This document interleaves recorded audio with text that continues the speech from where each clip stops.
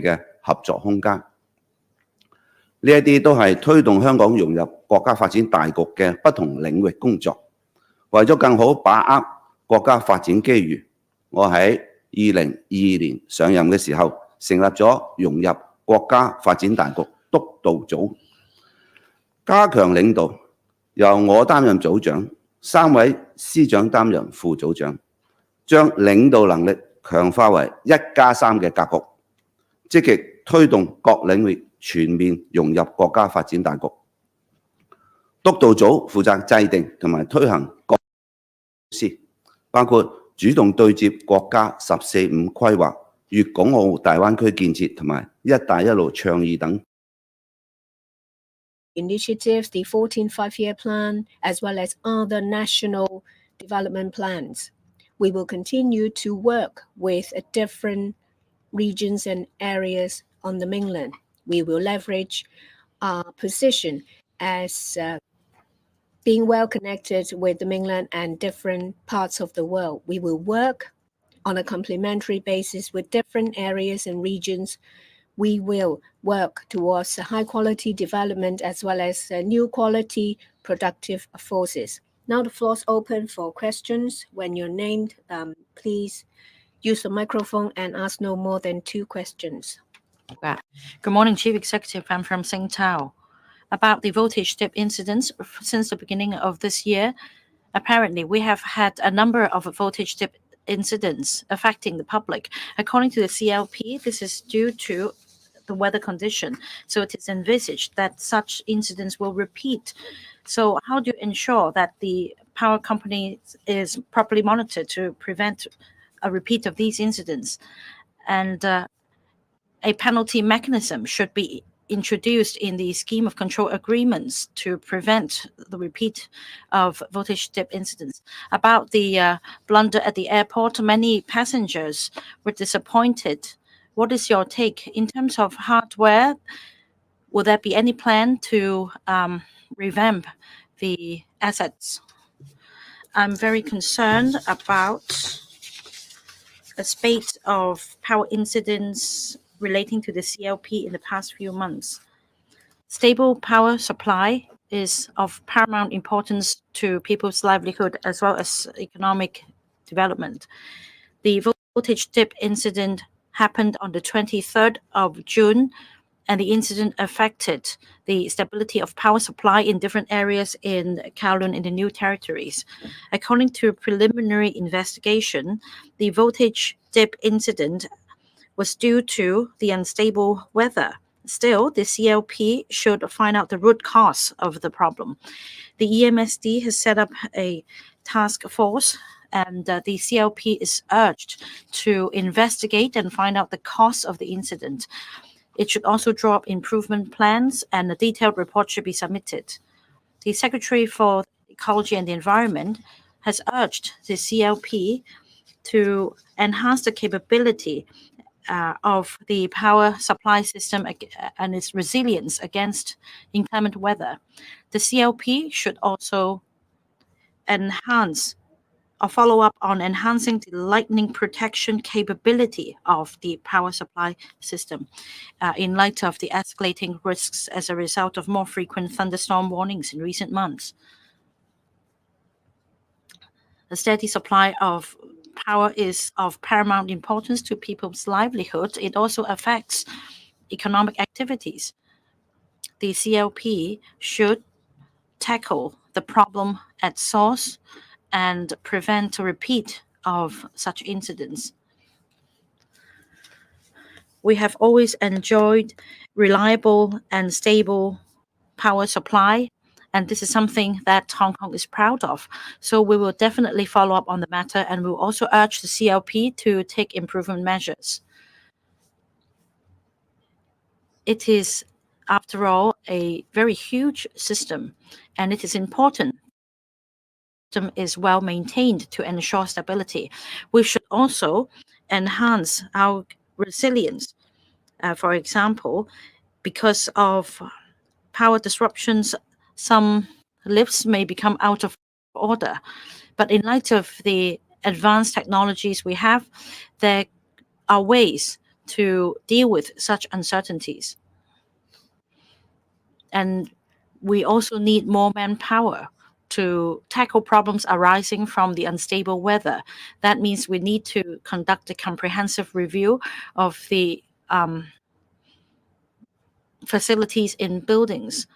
Backup power supply should be installed to prevent disruption to people's day-to-day activities. And the backup system could also help address the negative impact on our economy. We're going to urge the CLP to review the situation.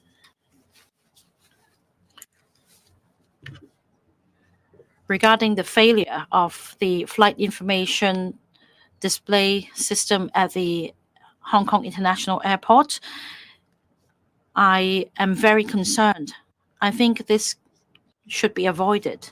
Hong Kong is an aviation hub, and every day there are over 1,000 flights handled by the airport, and many passengers are therefore affected. An improvement is definitely needed. Now, after the incident happened, the Transport and Logistics Bureau immediately met with the representatives of the Hong Kong International Airport. The government expressed concerns and inquired about the cause of the incidents. We also urged the authority to draw up improvement measures. Now, there are problems in terms of interfacing between systems, and these problems must be addressed. We've urged the airport authority to investigate and submit a detailed report to us. This report will explain the cause of the incident. It will also contain responsive measures and also a review in order to enhance the capability and resilience against such incidents. We should avoid the repeat of such incidents, and we urge the airport authorities to submit the report as quickly as possible.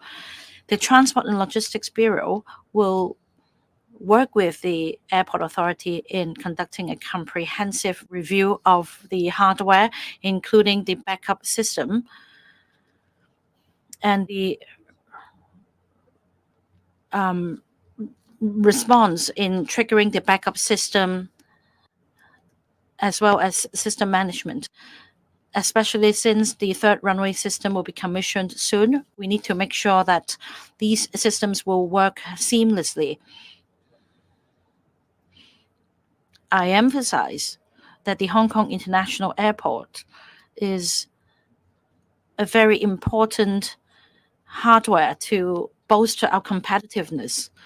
As an international aviation hub, we need to provide world-class aviation service. It is therefore important to provide quality and stable services to our passengers. We will urge the airport authority to conduct a thorough investigation and avoid the repeat. Next question. Over there, last row, this reporter in black. Mr. Lee from RTHK. So the government has ordered a probe into Sunday's disruption at the airport, and that incident comes after one of the runways failed to operate. So would the government consider the two incidents are individual events, or there's a need to take a holistic look of the overall operation of the airport? And secondly, parts of Hong Kong recently experienced a voltage dip, and CLP Power said it might be affected by bad weather. So would you say the power firm is too late to upgrade a system or weatherproof its facilities? And would the government take a look at other public utilities firms about their system readiness to deal with severe weather? Thank you. I am concerned over the flight information display system failure on Sunday at the Hong Kong International Airport. Although no flights were cancelled, a lot of passengers were affected. The Transport and Logistics Bureau has already immediately met with the Airport Authority's management team and expressed our concern on the incident. They have heard the briefing by the management team regarding the preliminary finding of the incident and also the immediate measures that were taken. The Transport and Logistics Bureau has already asked the airport authority to conduct a detailed investigation and reviewed the relevant contingency plans and submit a full report to the Bureau on the causes of the incidents, the contingency plans, and also prevention plans against similar incidents. We have asked the airport authority to conduct a comprehensive review of the system, including its backup system, to upgrade its capacity in activating the system and to review its risk management measures amid the completion of the third runway system. Hong Kong International Airport is an international aviation hub. It is of paramount importance to provide high quality and stable services to passengers. We have therefore asked the airport authority to investigate in detail and prevent similar incidents from happening again. It is important that we look at all the system comprehensively so that their working in concert is smooth, and we have confidence of good system working together, well-maintained, regularly checked, together with good contingency plans worked out, which will be improved according to experience, increase manpower, and ensure good communication is made to passengers. I think the airport authority takes this matter seriously, and they have always been keen in promoting their services. So we will look at the investigation report in detail and ensure that there will be a system in place, good responses, and also good communication for people to be able to respond to different incidents. In regard to the series of power failure incidents of China Power Limited in the past few months, I must emphasize once again how important stable and reliable supply of electricity to citizens and also to businesses. And the stable and smooth supply is also essential to economic development of Hong Kong. The voltage dip incident that occurred on the 23rd of June affected the stability of power supply in different areas in Kowloon and New Territories. Although the preliminary investigation indicates that the cause of this voltage dip might be caused by unstable weather, CLP must quickly identify the actual cause of the incident. The EMSC department has asked CLP to identify the cause of the power supply incident as soon as possible, formulate improvement plans, and submit a detailed report within 4 weeks. EMSD has also formed a task force to follow up on the improvement plans proposed by CLP. The Secretary for the Environment has asked CLP to enhance the capability of power supply system as a whole to withstand the impact of inclement weather. The Director of EMSC will follow up the matter with CLP immediately with a view to reducing the risk brought about by the high frequency of thunderstorm warnings during these few months. I reiterate that a stable and reliable power supply system is important for the well-being of the people and also for our economic activities. It is necessary for CLP to identify the root causes of the problem, make fundamental improvements to reduce the chances of similar incidents in the future, and maintain the stable and reliable power supply that Hong Kong always been proud of. Some systems may have been running for a long time, so it is important that they are always well maintained, that there will be a good system to ensure that periodic checks take place.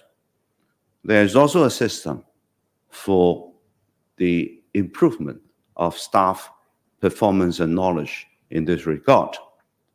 And what is also essential is the emergency response capability of CLP, including setting up teams with stronger manpower, with more support, so that when incidents does occur, then the quickest response is offered.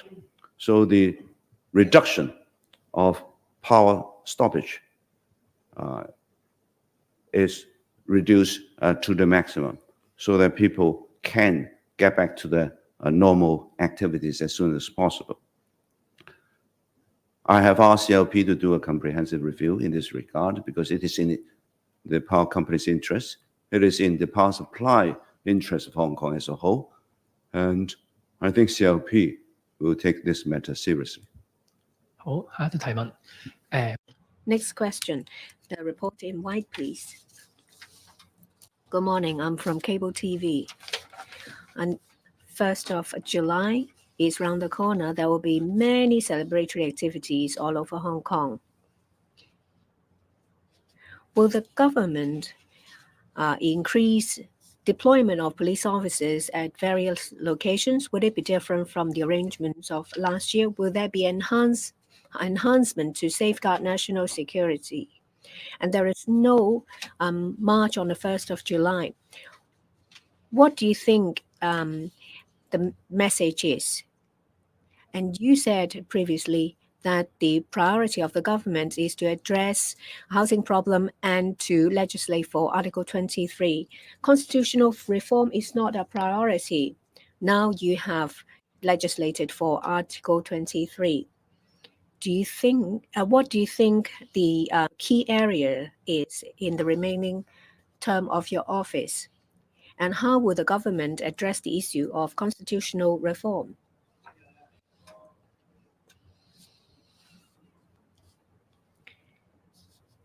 The reunification is an important date.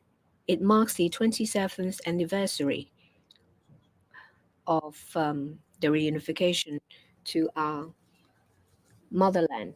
I'm sure that after people have gone through what happened in 2019, people cherish the stability we have now. I believe that people will welcome the celebratory activities of the reunification, and they look forward to it. People have different views about different things, and there are many ways to express their opinions. We have many different channels for people to voice their views in Hong Kong. We hope that people will celebrate the 1st of July happily. At the same time, we have to stay vigilant against undesirable activities taking place, say, for example, activities that hijack this important date. We now have stability. Our security is safeguarded. I'm sure people will look forward to this to these celebrations. The police will take into account the situation and make arrangements as necessary. This is a day of celebration, and I've already told you about the various transportation offers, making it easy for members of the public to engage in different activities. There are also free admissions of cultural and recreational venues. There are also offers in shops, restaurants. Under the AFCD, there are also special venues and activities offering special deals. You asked a question about constitutional reform. I've already made my thoughts very clear, and my thoughts will not change. Constitutional reform is not our priority. We have completed the legislation of Article 23. We have fulfilled our constitutional duty. We will now focus on our economy, our development, as well as on the improvement of people's livelihood. You asked me about what we plan to do in the future. I can tell you that we will focus on enhancing people's livelihood as well as on the economy. When I took office, there was a negative economic growth. It's now a positive growth. It was minus 3.7 when I took office. It's now 3.3 economic growth. And I believe that this year there will be 2.5 to 3.5% GDP growth. We have launched various measures to prop up the economy. We have done away with the cooling measures. The market has returned to normal. There are various measures to help people get on the property ladder. We have light public housing. Yesterday, applications started, and it seems that the response was quite good. I hope that our measures will help people with their housing problems. We have identified sufficient land to fulfill the demand in the coming 10 years in public and private housing. The second area is that we will strengthen our inherent strength. There are plenty of opportunities and measures. We have measures to attract talents and enterprises. Our efforts have been fruitful. Our competitiveness has improved, and we have also enhanced our efforts in improving our position. We'll continue with $90 billion spending on public works, an increase by about 10 billion or so than the previous 5 years. In terms of invigorating our economy, we have organized day and night vibe activities. We have the mega event. We've also launched a headquarters economy. You may have heard that the Hong Kong Investment Corporation has successfully invited 2 strategic enterprises to come to Hong Kong.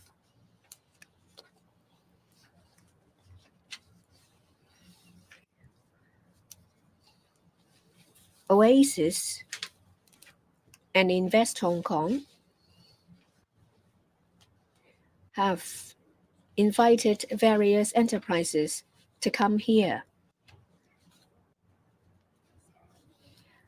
And the extent of growth is higher than in previous years. We have also seized upon international opportunities. Well, for national development opportunities, as you can see, that our country has registered a growth of about 5%. It's a sizable economy. An economic growth of 5% is significant.